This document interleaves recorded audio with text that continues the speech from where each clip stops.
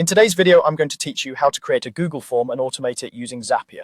We'll start by building a simple Google form. Open Google Forms and create a new form. You can start from a blank form if you want full control, or pick a template to move faster. Templates are great when you already know your layout, but a blank form is perfect for quick experiments.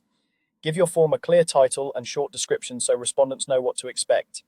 Add your questions, choosing the right types, short answer, multiple choice, check boxes, and so on, and toggle required for anything you must collect. Take a moment to preview the form to make sure it looks good and flows logically. Once you're happy with it, you're done with the form setup and ready to automate. Now head to Zapier and sign into your account. We'll create a new automation called a Zap by starting with a trigger. In the trigger step, search for Google Forms, then select it. When prompted to choose a trigger event, pick the option that fires when a new response is submitted. This ensures the automation runs every time someone fills out your form. Connect your Google account to Zapier if you haven't already. Grant the permissions so Zapier can see your forms, and then select the exact form you just created from the drop-down. Click Continue, then Test Trigger.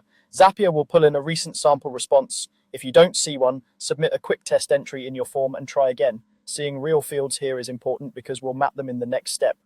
With the trigger working, add your action, search for Gmail, then select it.